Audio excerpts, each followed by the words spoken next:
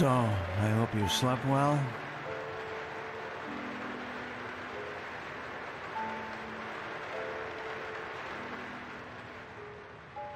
Well, what do you think? I brought you here. After you broke into my sanctum and made your little journey into the realm of the dead. Please, don't look at me like that. I knew what you were up to from the start. Sadly enough, I did. No, you don't. Because you don't dare to question. Peculiar situation, all of this, isn't it? Suddenly you, the fugitive urchin, become mankind's salvation. And suddenly, just like that, out of nowhere, you can perform feats others would require decades to master. Even better, you're one of the emissaries, who can hear the echo of the future. But still, you never asked yourself why.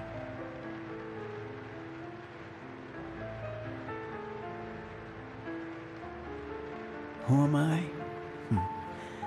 Back then, I might have given you an impressive response to that. But at this time, I couldn't say anything that would help you. Let's just say, I'm an observer. A fleshless eye, if you prefer. In this era, you might also know me as the Aged Man.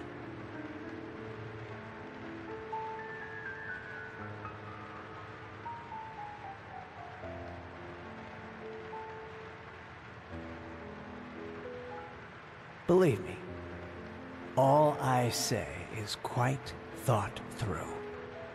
But unfortunately, there's no point in pursuing this conversation any further. You have what you came for, and the rest is up to you. Even though I doubt it will make much of a difference. Maybe you could do just that, but time will tell. Now, forgive me.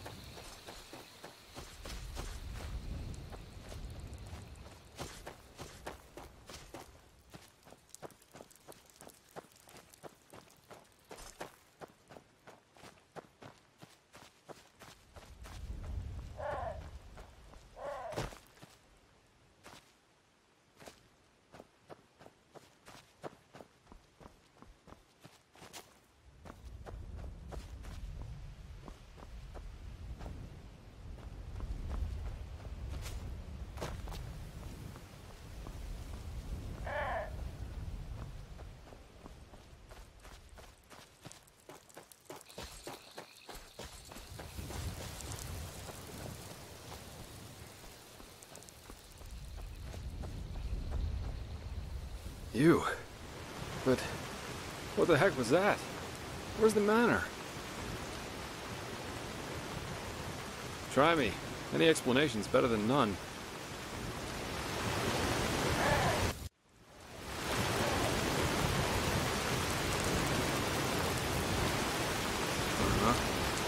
It sounds strange, to say the least. After you went down that shaft, someone locked the door to the study. And I couldn't get it open, no matter what I tried. Well, a couple hours later, I found myself face down in a puddle of mud. But anyway, these glyphs you drew on paper look good to me. So at least officially, this mission was a success. I only wish I... You see that?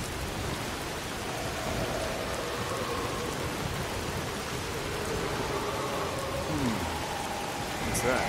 Casket? But where's this noise coming from? This is it? But then the Aged Man left it on purpose. For us. Maybe I'm jumping to conclusions, but it seems to me as if this fellow knew a lot more than we did from the start. Still, we should take this thing with us. Let's go back to Ark and report to the Grand Master. I've got a scroll right here with me. What do you say? Well then, let's go.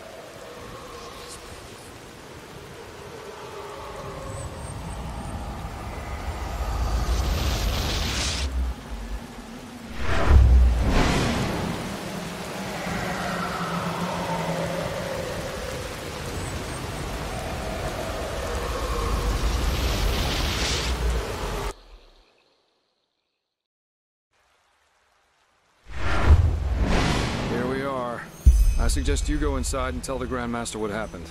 Then give him the casket. I'll go grab my pay now, and then I'll head back to the tavern.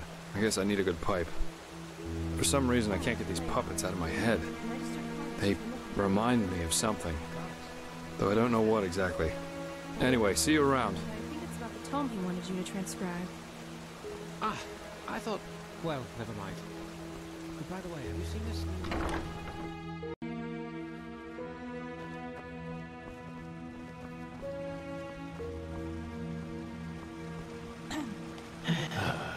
Oh my. Yes.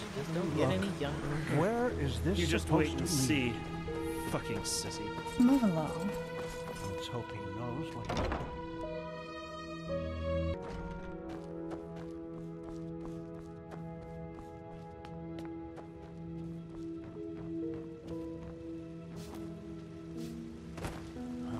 Walk blessed. Yes, it makes sense. Prophet, were you successful? Transcribe verse 80 100 times. Then tell me. Sky can rain fire. Magisters never change. So he knew about the cycle. That's disquieting and interesting. Yes, maybe that's an attempt to help us. He's not against us, because if he were, he wouldn't have let you out alive. I bet that the Lightborn also knew more about the aged man than they told us. This explains why Malphas told the Order specifically not to bother him. But we will discuss his identity another time. What matters is that you were able to find the missing glyphs, and that we now have this relic. However useful it will be in the future. Bring both of them to the Archmagister, so that we can activate the Sigil Stone. Oh, and one more thing. What did the Pyreans in your memory call those behind the cleansing? The High Ones? Good. Then the enemy has a name now. Come back to me once you've talked to Maragil. Pegast still needs your help. Tell Maragil about the ritual. We need to activate this Sigil Stone. Walk blessed, Prophet. Yes? Good question. In their writing, the Pyreans say it has existed for aeons. Since this world exists, since the Sea of Eventualities exists, so too then does the cycle. It seems to be a part of existence, so to speak. The Pyreans didn't, and neither did the dozen civilizations that came before them. That is what we know. But as for what happened before that, our knowledge about the past is limited. All that matters for now is that the cycle threatens us, and that we have to stop it. That depends on whom you ask. In some writings of the Pyreans, we are referred to as chosen ones, but this is wrong. A better word would be chess figures with their own will. Whatever force causes the cycle also gave us powers and a task, but fulfilling that task is our own responsibility.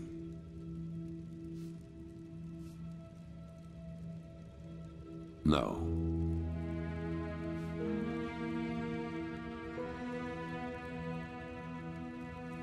Tell Maragil about the... Yes. Why do you ask? They did. What are you getting at?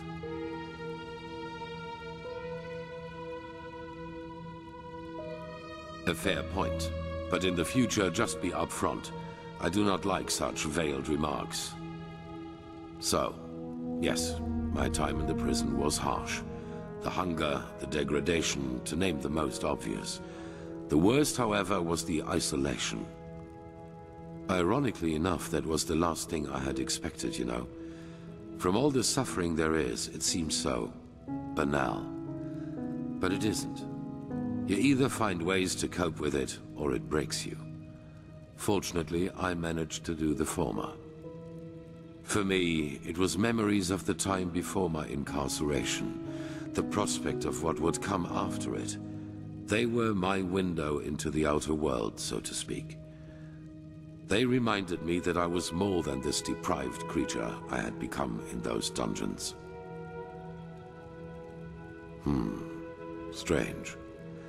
Everything seemed too bright, too unreal. I especially felt that in the cloister with Narazul's mages. I had difficulty talking to other people, and whenever I did, it felt as if the others were like wax figures. Like some cruel joke put in front of my eyes in order to mock me.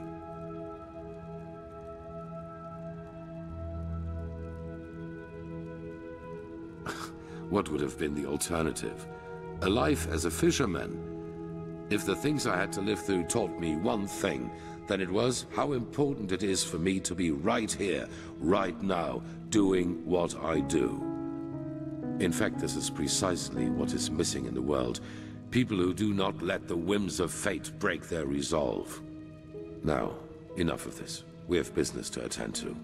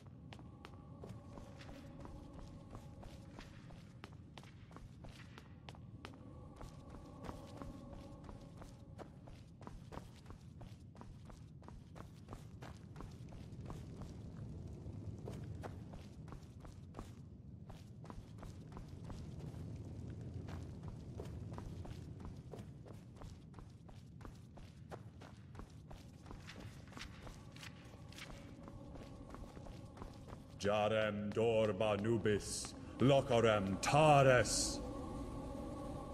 Blasted blistering blazes. You sound like a boozed-up poet. This is supposed to be magic? Entropy is a dangerous school, my sir. One false word and the stone could burst into flames. Well, keep up this babble, and he might do it on purpose. You godlams are just missing the pepper, even when you're doing magic. Pepper? Magic needs to have prudence, not pepper. She's like a sick frog. If you... Prophet, you're back. Sun be praised. Working with these fumblers is harder than teaching complex mathematics to a lady. The scrounger already told me about your success. Good work.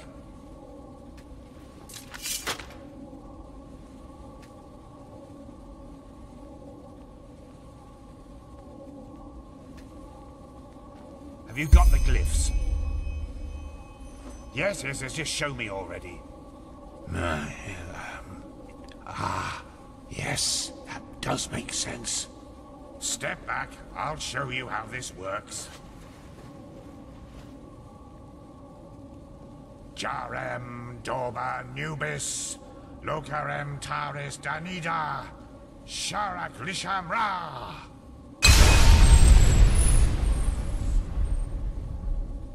By the righteous path. Are you feeling this? Yes, this is impressive. Truly impressive. Are those the shards? They're certainly not your underpants, are they? According to the Piraean writings, these shards offered protection against the Red Madness, as long as the Sigil stone remains active. Prophet, you're the one who found the missing glyphs, so how do you feel? Very well. Then let's hope that this Sigil stone lives up to its promise. Boy, go and tell the quartermaster that every keeper, as well as each one of us, is to be wearing one of these fragments by nightfall. Boy! Buzz off. My sir, I really don't think this... Do what he says, Legion. That is not how you will make friends here, Firespark. Not at all. If it were friends I was looking for, I certainly wouldn't be here. Once again, good work. Old Aranthiel asked me to give you that, so you could buy better equipment. Now go back to him, and let him tell you about the next mission. It seems that Lishari has once again dug up something that could change everything.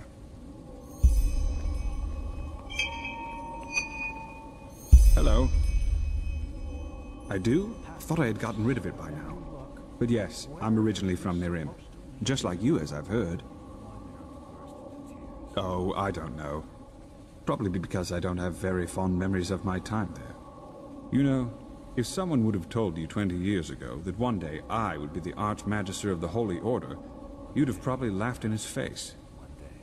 It's absurd just to think of it. You know, I was a slave there. Yes, you see, I was born into a traveling group of Aeterna minstrels. I never got to know my father, though, and living that way was hard. So my mother eventually decided to burn all bridges behind us and start over. Sorry, I'm babbling. I don't want to bother you with my boring stories.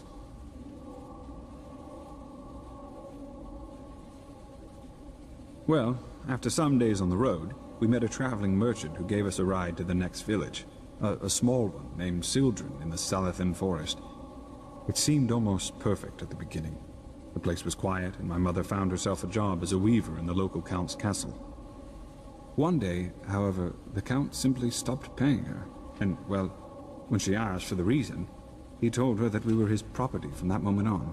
Just like that. Why wouldn't it be? We were just a woman and a young son, and he owned both the land and the local guard. We had to serve this Creo, that was the Count's name, for 9 years. It was horrible. No one. We weren't the only slaves he kept, and the villagers were too afraid to do anything.